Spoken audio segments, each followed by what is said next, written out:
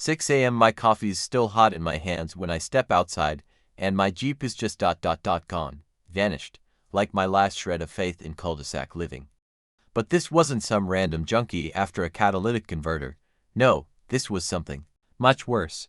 There she is, clear as day on my security footage, Dolores Crenshaw, 2 a.m. on the dot, orchestrating a tow truck like she's leading a marching band for the neighborhood control freaks. You can almost smell that cheap flowery perfume oozing through the screen as she gestures toward my Jeep, her blood-red claws stabbing the air with authority.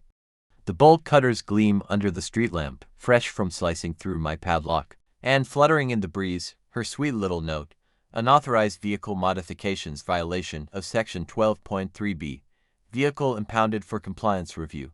Management even now. The sound of that paper crinkling in my hand makes my jaw clench. What Dolores didn't realize. She'd just broken federal law, targeting federal equipment, owned by a federal agent. Those unauthorized modifications. Government issued. And me. I don't care. What would you do if your HOA president stole your car while you slept? Let me know in the comments. And if you've ever squared off with an HOA dictator like this, buckle in, because here's how I ended up in this white picket walled nightmare. Name's Marcus Steele, 34. Federal investigator, Wildlife Crimes Division. Yeah, it's a real job. I hunt poachers, animal traffickers, the kind of people who think a Bengal tiger belongs in a backyard. My latest case landed me in Pinewood Estates, Colorado. I was on the trail of a black market wildlife ring that had been hiding in plain sight for months. Picture it, 200 cookie-cutter homes, each with a $400,000 price tag, identical beige mailboxes, and lawns so uniform they're practically clones. The air's heavy with fertilizer fumes and the relentless drone of Tuesday morning leaf blowers at 7 a.m. sharp. Here, following the rules isn't just expected, it's enforced like doctrine. And my government Jeep, perfect undercover ride, looked like any other weekend warrior's rig, only mine had covert antennas, reinforced bumpers, and satellite tracking gear that could follow a smuggler across state lines. Camouflaged command center disguised as Dad-Mobile. Enter Dolores Crenshaw. 60 years old, bleach blonde, drives a white BMW X5 she washes religiously twice a week. Former real estate agent turned tyrant HOA president after a nasty divorce, channeling all that bitterness into absolute neighborhood control. Her house, the biggest on the corner, her lawn, feels like fake turf maintained by a landscaping team that arrives every Thursday at 9 a.m. with military precision. Week 1. She greets me with a welcome basket and a 47-page HOA rulebook wrapped in glossy plastic. Smelled like fresh printer toner and misery. Week 2. I get a formal warning about my Jeep's aggressive appearance. Apparently, off-road tires are threatening to property values. Week 3. She's raising eyebrows about my odd hours. I tried diplomacy, attended the HOA meeting, brought premium donuts, not the cheap kind, and explained my travel-heavy job. The room reeked of burnt coffee and resignation. Dolores sat at the head of the table like a judge on a reality court show. 3 board members, a retired accountant who agreed with everything, a dazed yoga instructor, and an insurance guy glued to his phone. Then it got personal. At the community barbecue, Dolores turned on the charm, the kind of clingy flirtation that feels more like a trap than a compliment. I politely deflected. She didn't take it well. After that, she turned her scrutiny to my Jeep. Suddenly, she was Sherlock Holmes, sniffing around like a cop with a vendetta. Those antennas, the tires, the gear, she knew something was off. Even if she didn't understand it, that's when she decided I was a threat. Federal training had covered this. HOAs can't override federal mandates on official vehicles. U.S. law always takes precedence. Too bad nobody taught Queen Dolores about constitutional supremacy. She filed a formal complaint. My vehicle, she claimed, didn't meet community aesthetic standards and was incompatible with neighborhood values.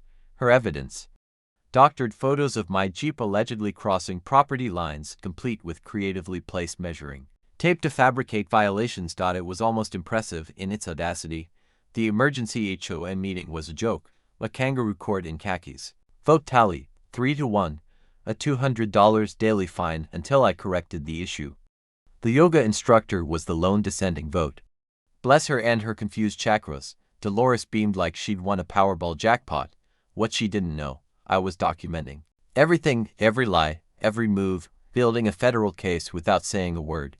Just 2 days after I refused her barbecue flirtation, she staged another emergency board meeting, like she was reporting a national security breach. This time, in her aggressively beige living room, air thick with industrial vanilla spray. Her PowerPoint, titled Community Standards Enforcement, because nothing screams power trip like a Microsoft Office presentation at 8 p.m. on a Tuesday. Same cast of characters: Harold the accountant nodding like a bobblehead, Nancy the yoga instructor looking for the exit, Pete the phone zombie, Marcus steals vehicle. Dolores began, clicking through surveillance shots she clearly took while snooping around my home like a budget tabloid reporter, violates our aesthetic regulations.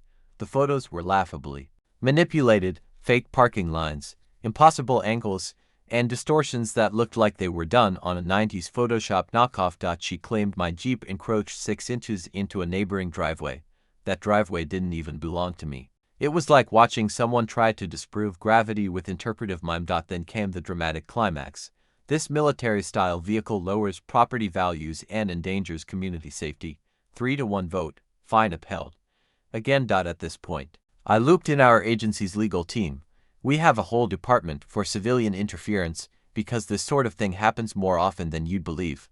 The bylaws were crystal clear. Any vehicle modified for professional use is exempt, if registered.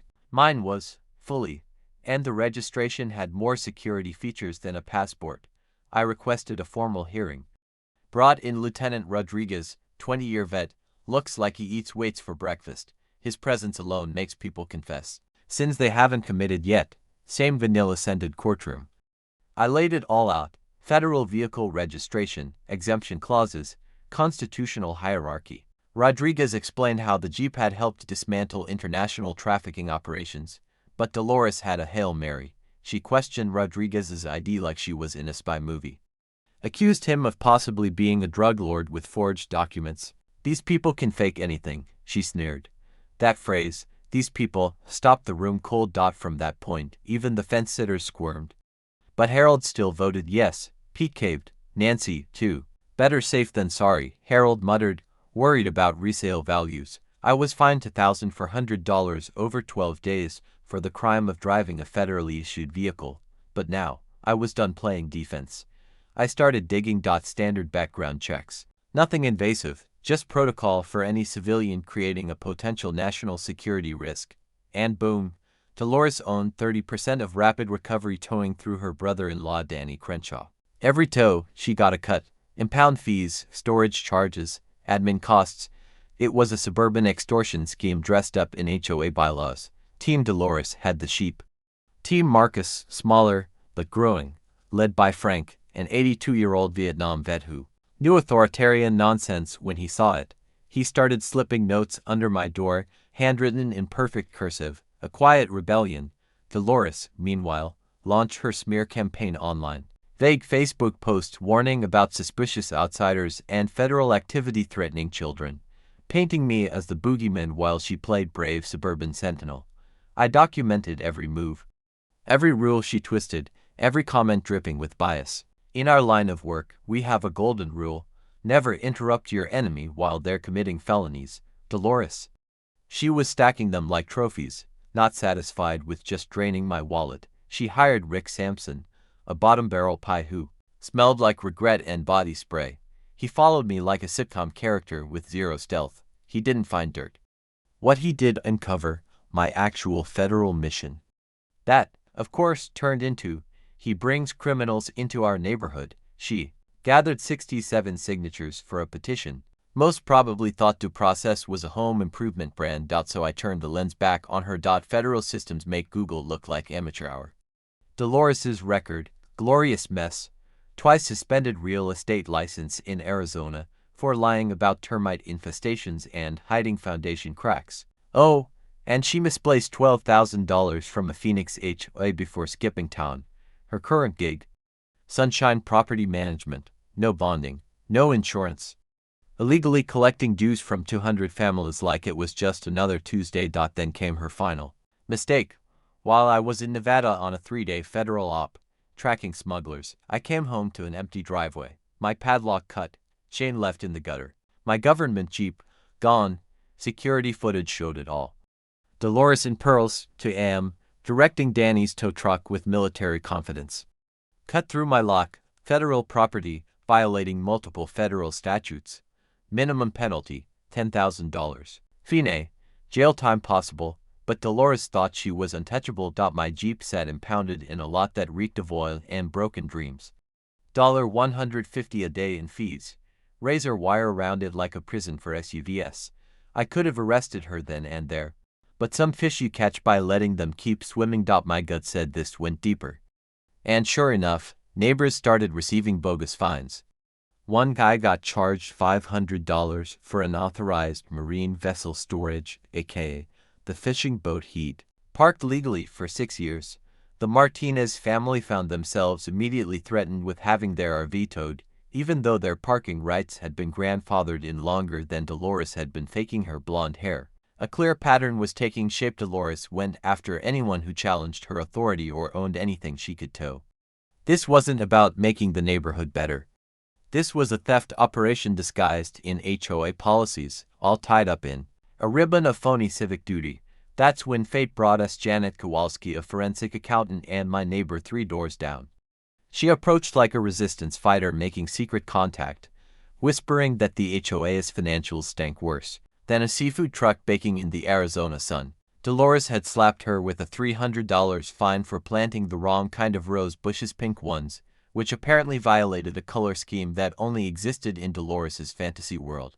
Janet's early review painted a damning picture. Funds had vanished, vendors were paid twice, expense categories read like badly written fiction. Emergency landscaping in January, security consults that led to no actual security, and admin fees funneled straight into Dolores's personal accounts. It was all there. Lieutenant Rodriguez took notice once government assets entered the mix. The FBI's Financial Crimes Unit perked up at the mention of HOA embezzlement. Federal agencies love when suspects leave a breadcrumb trail of their own wrongdoing. The order from HQ: keep the operation running. Dolores had committed federal crimes against a federal agent while managing a long-running fraud scheme. She'd unknowingly stepped onto a minefield hidden beneath perfectly trimmed neighborhood lawns. Pressure from the community kept growing. Residents were hit with legal threats just for backing me. Dolores warned off contractors from helping anyone labeled a troublemaker, turning basic home upkeep into a battlefront. She twisted systems meant to safeguard homeowners, weaponizing HOA rules as blunt force tools against dissent. I tracked everything with the kind of detail federal training instills: every threat, every bogus fine, every abuse of power. Prosecutors adore it when defendants hand them a ready-made case. Dolores was constructing her own legal prison, brick by incriminating brick. The irony: she thought she was safe hidden behind suburban blandness and local apathy. What she didn't get was that federal agents don't forget, don't forgive, and never stop collecting receipts. Dolores was unraveling into paranoia, and desperate people are the most dangerous. When Rick's digging uncovered my federal communication equipment, she panicked like someone who just realized they'd been jabbing a grizzly with a pool noodle. But instead of backing off, she doubled down, furious and obsessed with remaining the unchallenged queen of the neighborhood. Her first massive misstep came when she tried to access my impounded Jeep, hoping for more dirt. Danny's lot became her crime scene. She took photos of advanced tracking gear, encrypted radios, and GPS tech that practically screamed federal property. The footage of her expression when she realized what she was looking at was priceless. Pure fear as it dawned on her that this wasn't just HOA drama anymore. Meanwhile, Janet's audit kept digging up white-collar crimes that made prosecutors giddy. She traced $47,000 siphoned from HOA reserves, funneled through emergency maintenance accounts Dolores treated like her personal Vegas slot machine.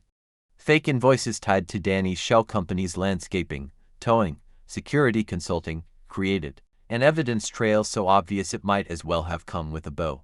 Federal training teaches patience. Every encounter with Dolores was recorded using surveillance tools she couldn't detect or even comprehend.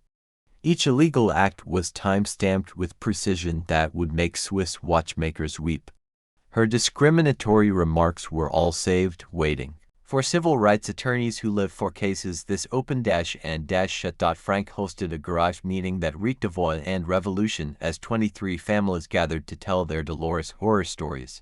The pattern was unmistakable and uglier than her two-tone dye job. Minorities, veterans, and those who didn't fit her suburban mold were all targeted. Tom shared $20,300 in bogus boating violations. The Martinez family. $8,900 in made-up emergency repairs that never happened. But it was Mrs. Bennett's story that hit hardest, fined for $150 for an unauthorized cultural display because her American flag was the wrong size. She's 84, a naturalized citizen who waited decades for the right to fly that flag. That's when I realized this wasn't just about my Jeep anymore. It had become a war against systemic discrimination, masquerading as HOA enforcement. Dolores escalated things fast: lawyers, defamation threats, even calling the police on me for checking my mailbox. The officers recognized me from interagency meetings and basically told her to stop wasting their time on her petty vendetta.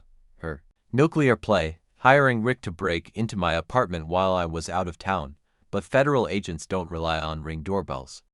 We've got surveillance tech that captures license plates, faces, and audio from blocks away. The break-in set off alerts, and agents were watching Rick's every move before he even finished picking the lock. When they confronted him, he folded instantly.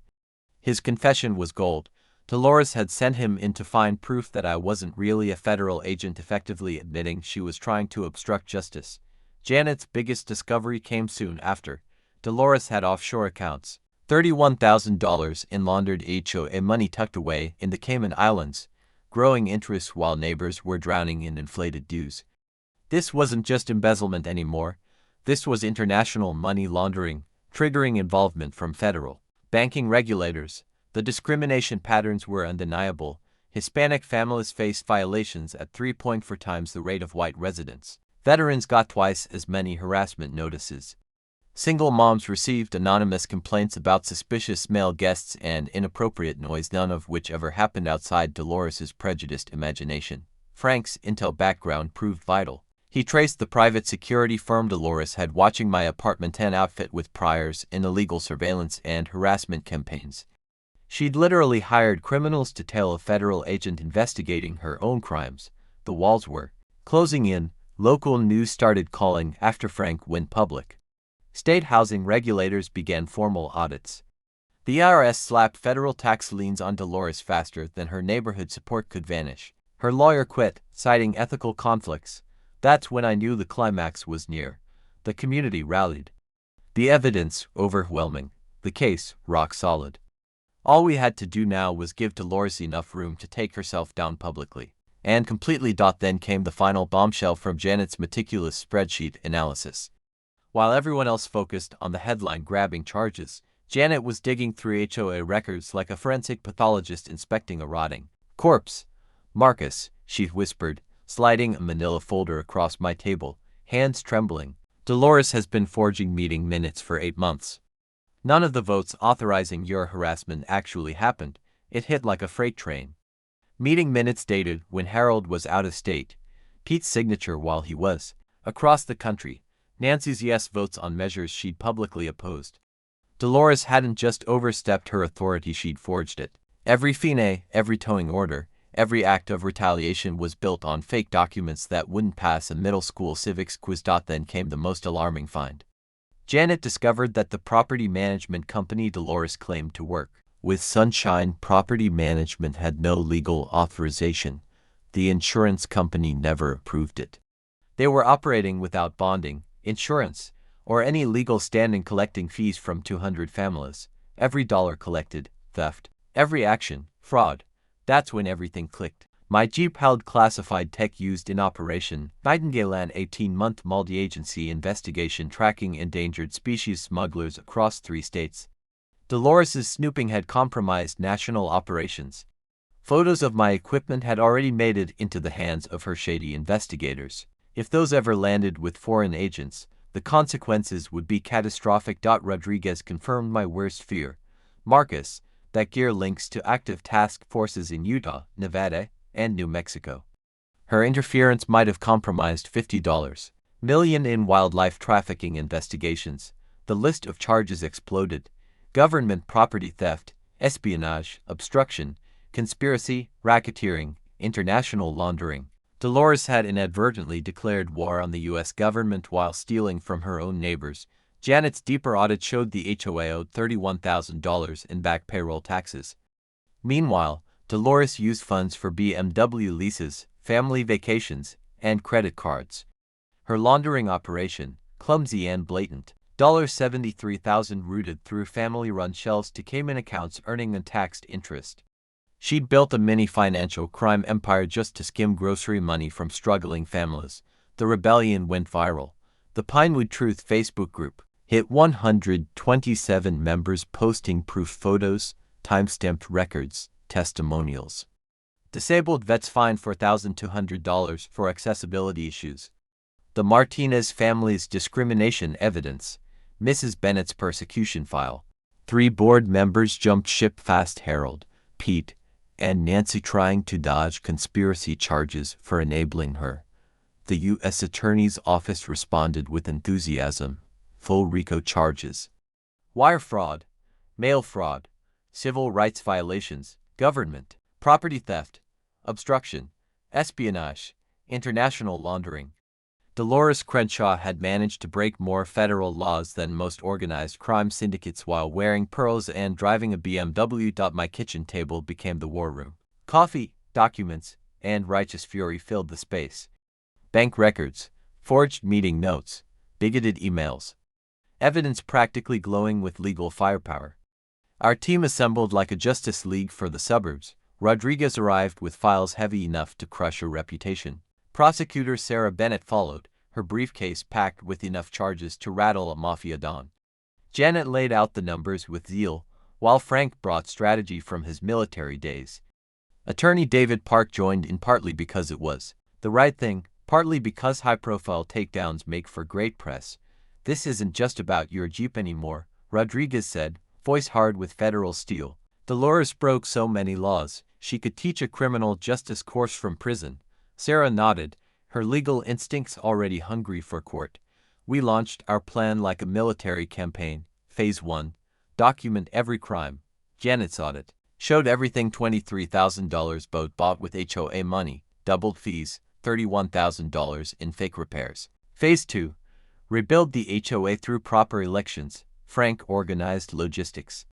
We found real candidates. Maria, a budget-savvy teacher. Robert, an ethical nurse. Patricia, a business owner with financial sense. Phase 3. The big reveal. A public hearing on my Jeep, timed for maximum visibility. Media, bloggers, neighbors, witnesses. Dolores would lay under oath while cameras rolled. Then came the final act. Coordinated arrests, asset seizures, license pulls. The neighborhood would watch justice unfold live. Sarah explained the legal playbook like a general briefing her troops. We didn't just want to beat Dolores. We wanted to bury her empire with the whole country watching. 12 counts of wire fraud, 8 counts of mail fraud, civil rights infringements, and RICO charges tied to running ongoing criminal operations. The brilliance of RICO statutes, they allow for triple damages. Dolores now faced nearly $500,000 in restitution owed to families she'd systematically tormented. Here's what most people don't realize, Bennett said, leaning in with the prosecutors. Gleam in his eye. RICO laws, originally crafted for dismantling mob activity, apply seamlessly to organized HOA fraud that uses mail and wire services. Dolores had essentially built a criminal syndicate, one that fit the mold prosecutors use against organized crime families. Community organizers took to social media with a precision that would have made insurgents proud. The Pinewood Reform Coalition swelled to 127 homeowners, all securely sharing evidence through encrypted platforms. 40-7 families meticulously documented incidents, photos, timestamps, witness accounts, creating a wall of evidence no defense team could scale. Frank, ever the tactician, handled the surveillance protocols, coordinated federal arrest teams, and shaped the media narrative with surgical care. In military ops, he said, studying blueprints, timing is everything. We strike from every angle: legal, financial, regulatory, and communal at once. Dolores wouldn't know where to start. I was committed to using this as a learning opportunity to stop future abuses. Federal HOA reform needed cases like this as legal groundwork. Grants for legal aid would offer support to at-risk homeowners. Teaming up with state housing departments could establish watchdog systems to catch fraud before families lost everything. David Park's research uncovered how Dolores's policies disproportionately targeted minorities, veterans, and the elderly. Selective rule enforcement based on protected traits wasn't just unethical, it was a federal civil rights violation. That's not just discrimination, Park noted, his legal tone sharp. It's a federal offense, and it carries prison time plus heavier restitution penalties. Janet's forensic dive uncovered a money trail stretching overseas. She tracked funds through Cayman Islands accounts, pulling banking regulators into the fold. Financial crime crosses borders, she said, her love for accounting making crime sound thrilling. International transfers bring in federal jurisdiction. This isn't some petty HOA squabble anymore, it's a full-blown federal case with serious prison exposure. The teamwork was flawless. The evidence was ironclad, community backing was unanimous. Media coverage was inevitable. Federal prosecutors were ready to make Dolores a nationwide cautionary tale for corrupt property managers. All that remained was letting her walk herself into the trap on camera, with cuffs waiting. Her empire was falling apart faster than a discount sweater.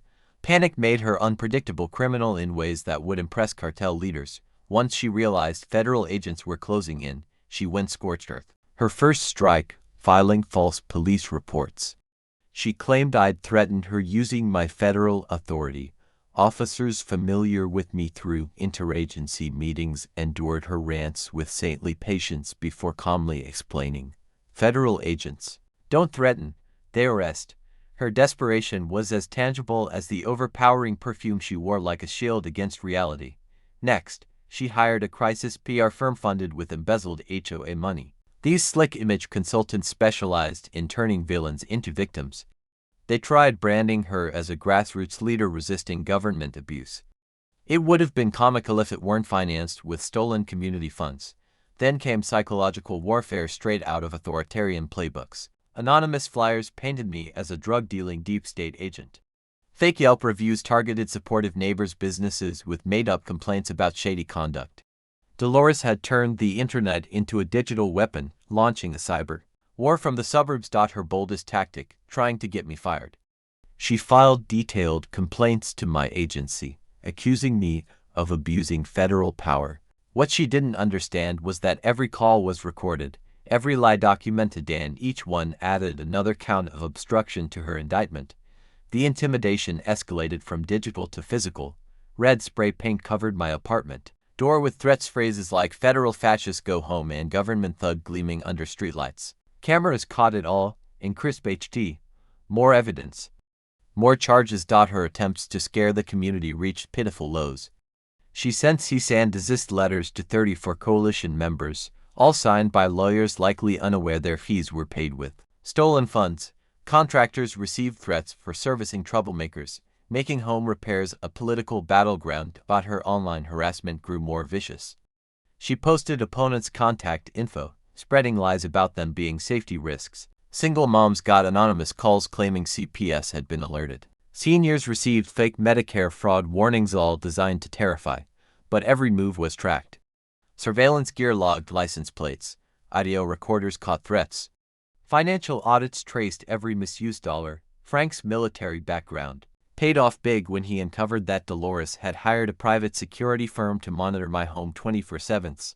License plate checks showed the company had past ties to corporate spying and witness tampering. Real criminals, hired to stalk a federal agent.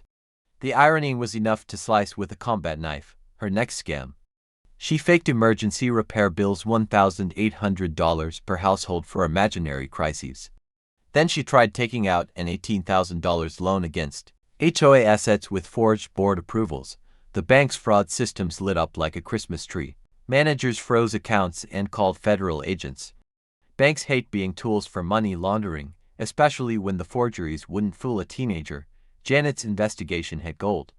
She found offshore accounts in 3 countries where stolen HOA funds sat tax-free while residents paid inflated fees.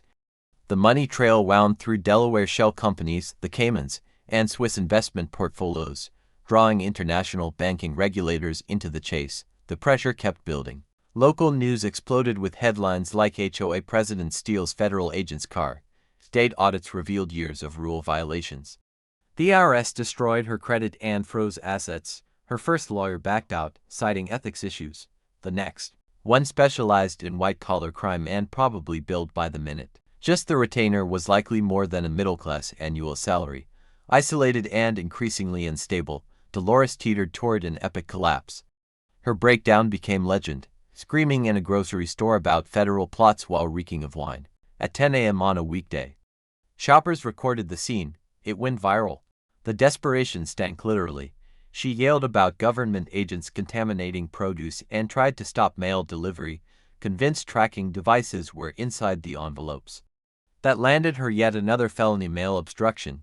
Then came the barrage of phone calls. 23 voicemails in one day to my federal office, full of rants about constitutional violations and militia uprisings. FBI analysts flagged it as a serious safety concern.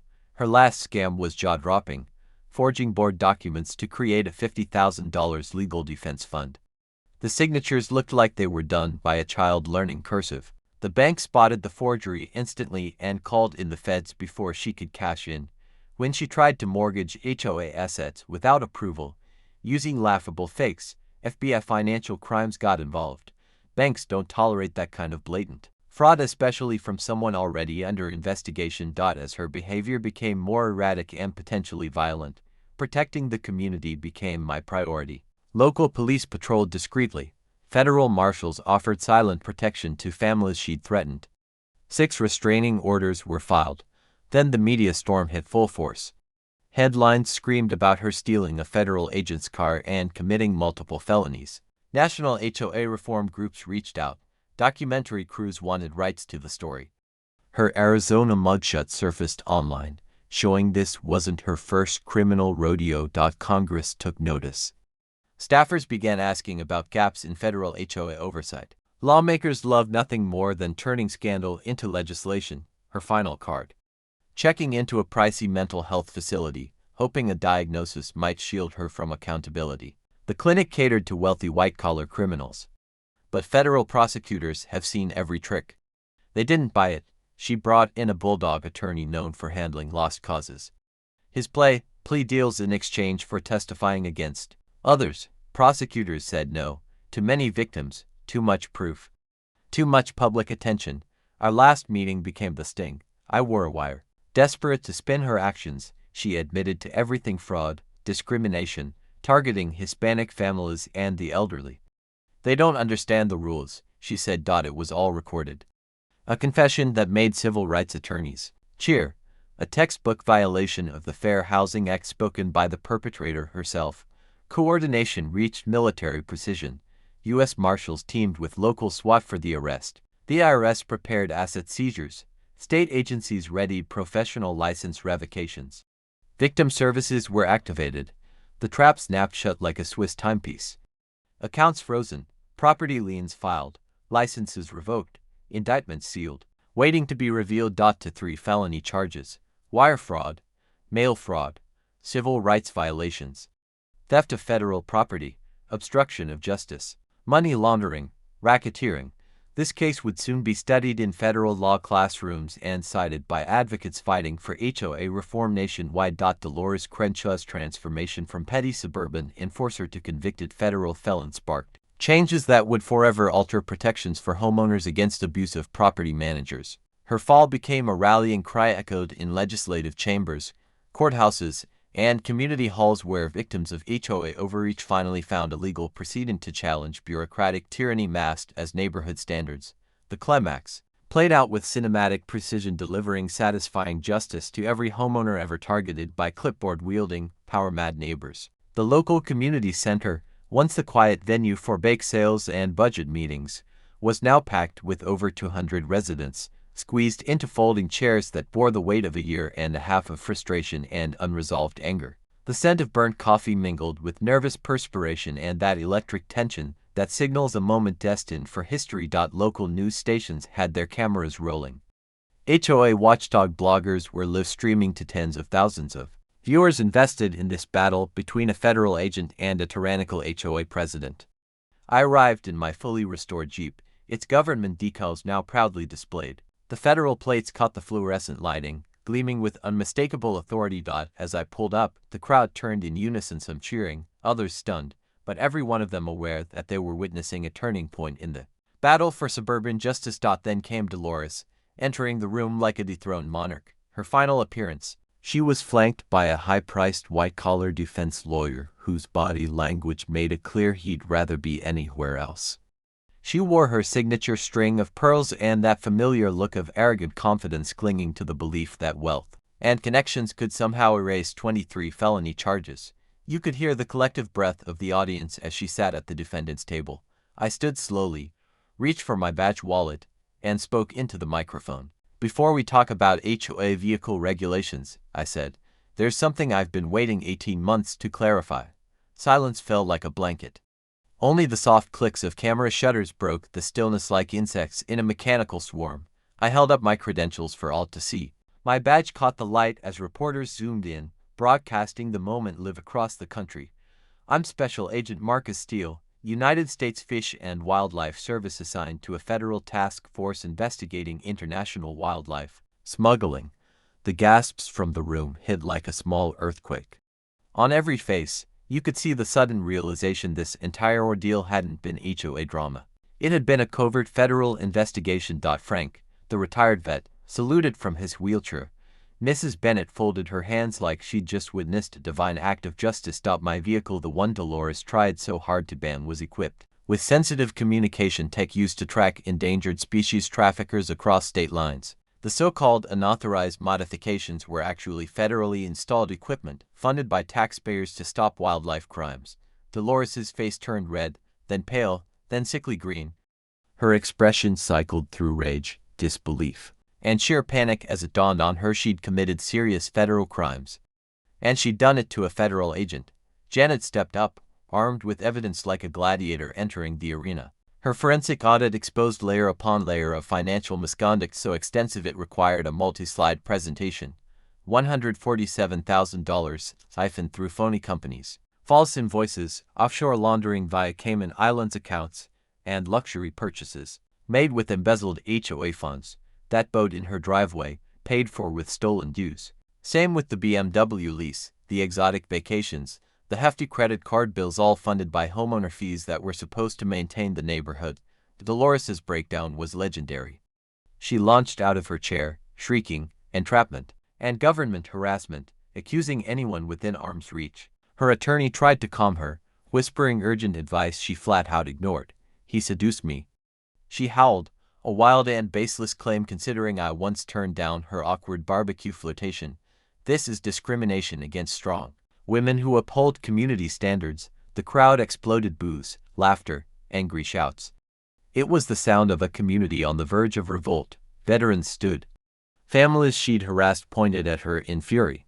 Cameras captured every second of this reckoning. Right on cue, U.S. Marshals entered, their timing so impeccable it felt like a scripted moment from a movie. As they read off the list of charges, Dolores continued screaming about her rights. But the thunder of 23 felony counts, wire fraud, mail fraud, civil rights violations, obstruction, racketeering, drowned her out. When the cuffs clicked shut, the sound was pure poetry. Her perp walk through the crowd was met with roaring applause. Justice had arrived, and she was headed to a cell where pearls were not part of the dress code. I stood at the mic, government authority backing every syllable. "Justice might take time," I said, "but in this country, it always comes for those who misuse power. Even HOA presidents wearing pearls aren't above the law." 3 minutes of non-stop standing ovation followed. Cameras caught tears, cheers, and the emotional release of a neighborhood finally free. Kids clapped because the mean lady was finally gone. Veterans saluted. Families hugged and shared stories they'd been too scared to voice until now. Frank's voice rose above the noise. "This is what happens when people unite against tyranny. Whether it comes in fatigues or pearls, or drives a luxury car." It felt like Christmas and election night rolled into one. Dolores, held without bail, was deemed a massive flight risk thanks to her offshore assets and laundering history. Federal asset recovery reclaimed $189,000 for victim compensation. The community wasted no time. New HOA elections took place within days. Maria, the teacher, Robert, the nurse, Frank, the vet, and Janet, our forensic savior, their first order of business. Throw a block party with embezzled funds reclaimed and reallocated. We even brought in a federal barbecue tent courtesy of my agency's outreach program. The scent of real burgers replaced the bitterness of corruption. Dolores eventually accepted a plea deal, 8 years in federal prison, avoiding a 20-year sentence. Her pearls now counted as contraband, her BMW keys worthless behind bars. She was ordered to pay $380,000 in restitution, including triple damages under RICO laws, financial consequences that would follow her longer than her record. Her professional licenses were revoked across multiple states, guaranteeing she'd never again torment homeowners from a position of power. Civil rights lawsuits brought her down even further, $150,000 in settlements for victims of her discrimination. Mrs. Bennett for cultural bias, the Martinez family for ethnic targeting, disabled vet Tom for repeated ADA violations. Justice was now a costly lesson for future HOA tyrants. The neighborhood healed naturally through transparency and trust. New rules banned discrimination. Monthly budgets were published online. Homeowners were invited to participate instead of punished. We planted a community garden in the common area where Dolores once measured grass with obsessive cruelty.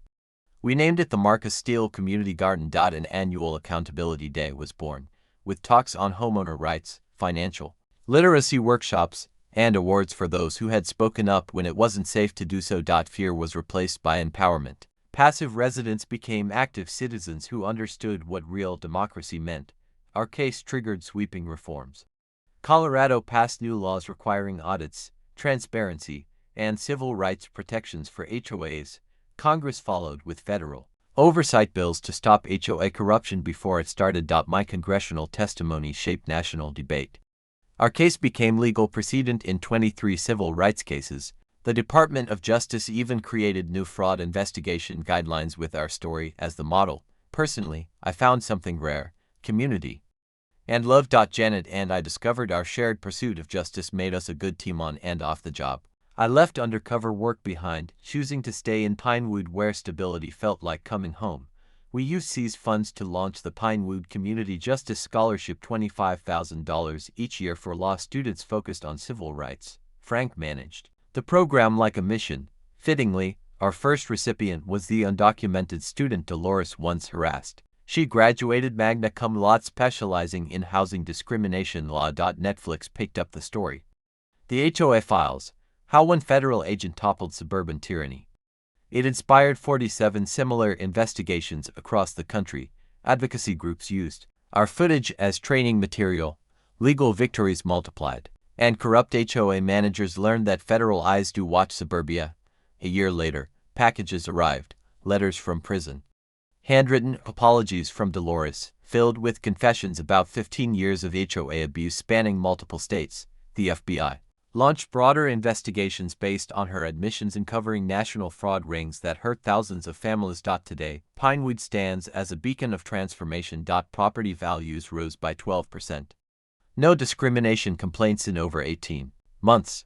Our garden now produces 2,400 pounds of food annually for local food banks. We're considered a model of democratic HOA governance.